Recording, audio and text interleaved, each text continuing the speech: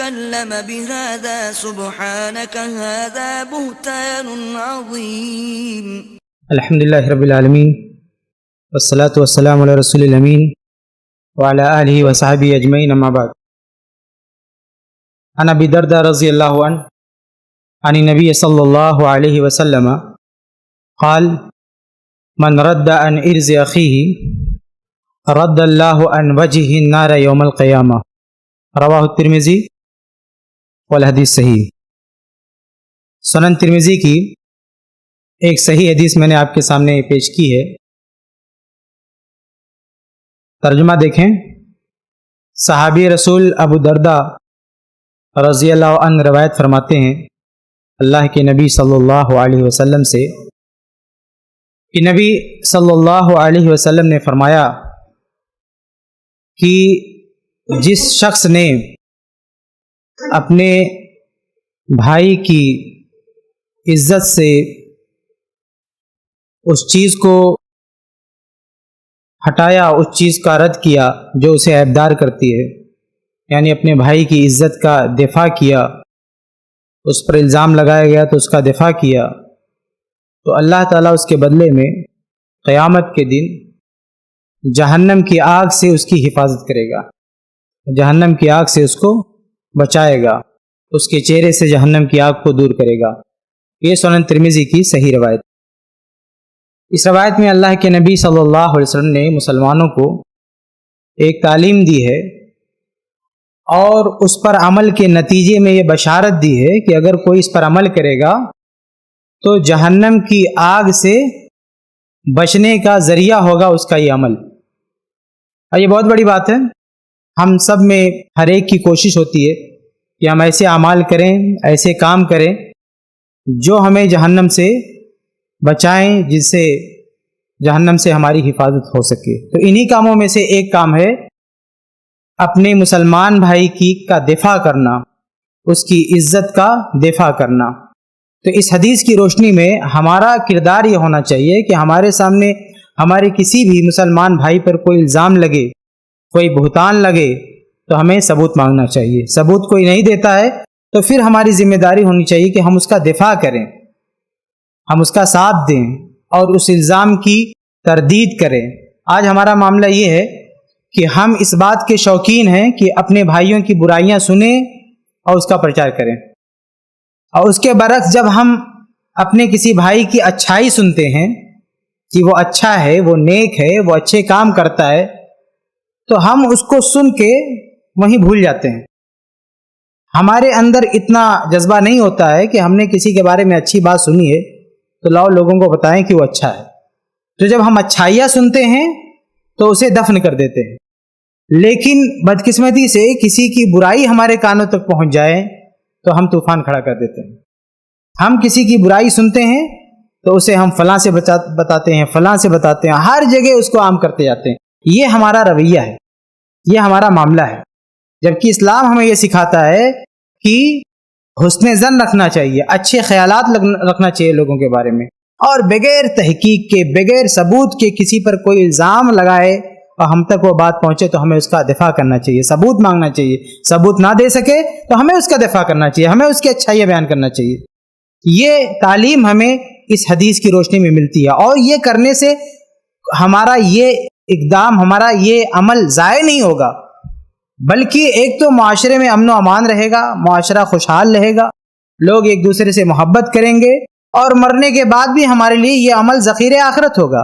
دنیا میں بھی فائدہ ہے کہ اچھے لوگوں کو بڑھاوا ملے گا، جو بہتان لگانے والے ہیں، الزام لگانے والے ہیں، ان کی حوصلہ شکنی ہوگی تو معاشرہ بھی امن و امان میں رہے گا، خوشحال رہے گا، لوگ ایک دوسرے سے محبت کریں گے، اور مرنے کے بعد ہمیں جنت ملے گی، جہنم سے ہم کو نجات ملے گی. تو اس حدیث سے معلوم ہوا کہ ہمارا کردار یہ ہونا چاہیے کہ ہم اپنے بھائیوں کا دفاع کریں اگر ان پر کوئی الزام ہم دیکھتے ہیں بغیر کسی ثبوت کے. تو خاص طور سے اس امت میں سب سے افضل ترین جو گروہ ہے وہ صحابہ کرام کا ہے، اللہ کے نبی صلی اللہ علیہ وسلم کے ساتھیوں کا ہے.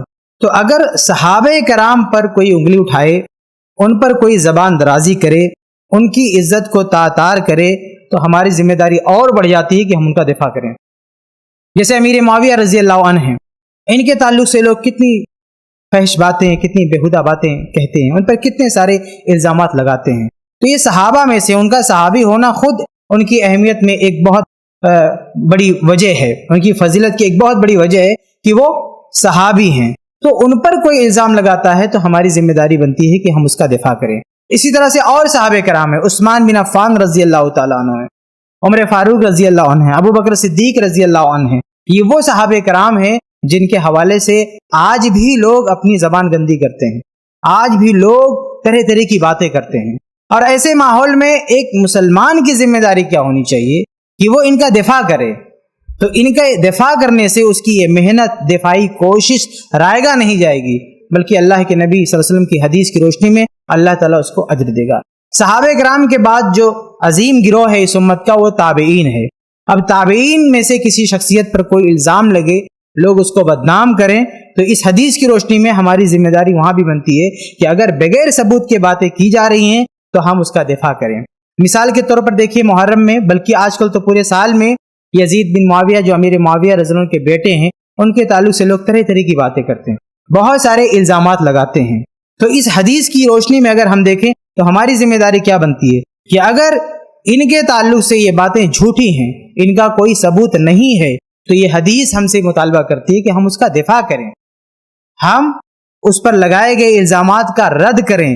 اس کا ایک فائدہ دنیا میں بھی ہوگا اور ایک فائدہ آخرت میں بھی ہوگا، اللہ تعالیٰ ہمیں جہنم سے نجات دے گا۔ دنیاوی فائدہ کیا ہے؟ آج یزید کا مسئلہ صرف وہیں پر نہیں رکتا ہے، بلکہ بہت سارے لوگ یزید بن معاویہ کو ذریعہ بنا کے صحابہ کرام تک پہنچتے ہیں، ڈائریکٹ صحابہ کرام تک پہنچتے ہیں، تو ان کو زیادہ کامیابی نہیں ملتی ہے، کیونکہ ہمارے دلوں میں صحابہ کرام کی محبت چٹان کی طرح سے بسی ہوئی ہے، اور ہم صحابہ کرام کے بارے میں کوئی بد زبانی سننے کے لیے آمادہ نہیں ہوتے ہیں۔ تو لوگ کیا کرتے ہیں، ہوشیاری کیا کرتے ہیں کہ وہ یزید بن معاویہ کے تعلق سے ہمارا ذہن گندا کرتے ہیں۔ تو جب یزید کے تعلق سے ہمارا ذہن بری طرح سے گندا ہو جاتا ہے تو ان کا رشتہ جڑا ہے امیر معاویہ سے، تو امیر معاویہ کے تعلق سے بھی ہمارا ذہن صاف نہیں ہو پاتا ہے۔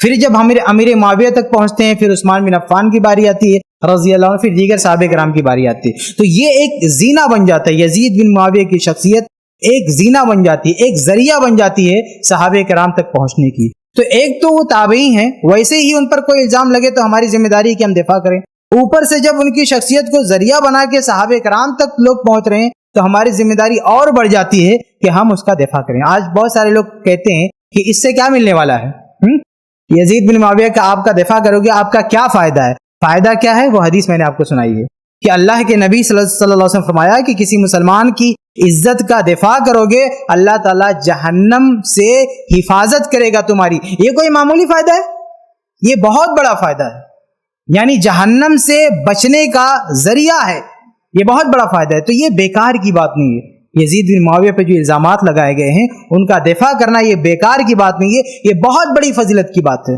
قیامت کے دن بہت بڑا اجر ملنے کی امید ہے، اللہ کے نبی صلی اللہ علیہ وسلم کی حدیث موجود ہے جو میں نے آپ کے سامنے پڑھ کے بتائی۔ تو یہ یزید بن معاویہ ہی نہیں، کوئی بھی انسان آج کے دور میں بھی کوئی بھی مسلمان اس پر بلا وجہ الزام لگے تو ہماری ذمہ داری ہے کہ ہم اس کا دفاع کریں۔ لیکن جب الزامات ایسے لوگوں پر لگے جن کے فضائل مسلم ہوں جیسے صحابہ کرام، تو ہماری ذمہ داری اور بڑھ جاتی ہے۔ یا ایسے لوگوں پر لگے کہ جن پر الزام لگنے کے بعد معاملہ کچھ اور کہیں اور پہنچ جاتا ہے، صحابہ کرام کی سیرتوں پر سوالیہ نشان لگ جاتا ہے، تو وہاں بھی ہماری ذمہ داری اور بڑھ جاتی ہے۔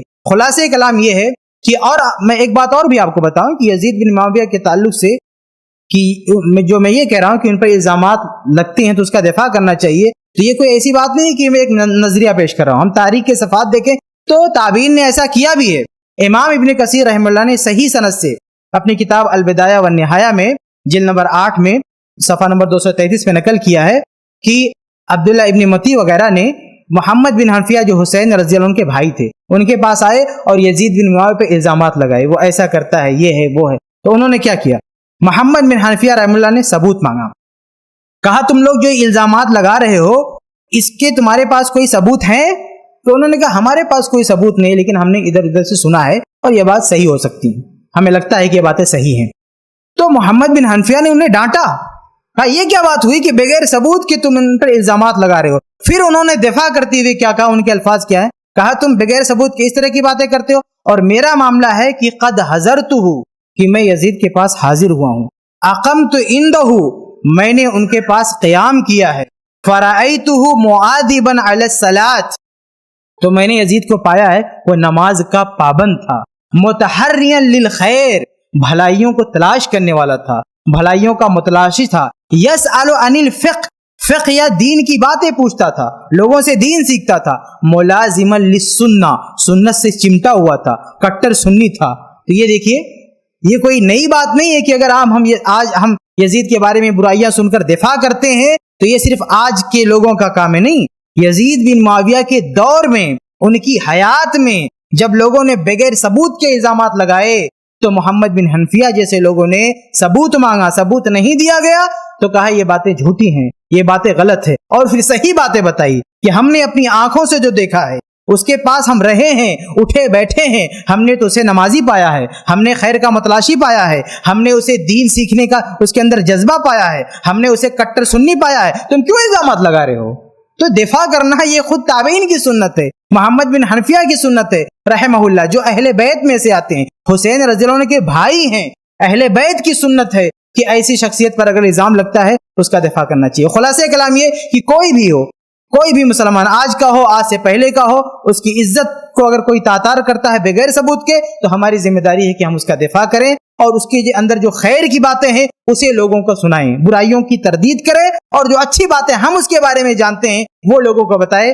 یہ اس حدیث سے نتیجہ نکلتا ہے، اور اس کا دنیا میں بھی فائدہ ہوگا، اختلافات ختم ہوں گے، جھوٹ کا پردہ چاک ہوگا، اور آخرت میں فائدہ ہوگا، اللہ تعالیٰ ہم کو اجر دے گا، جہنم سے نجات دے گا۔ اللہ سے دعا ہے کہ اللہ تعالیٰ ہم سب کو اس حدیث پر عمل کی توفیق دے، آمین یا رب العالمین۔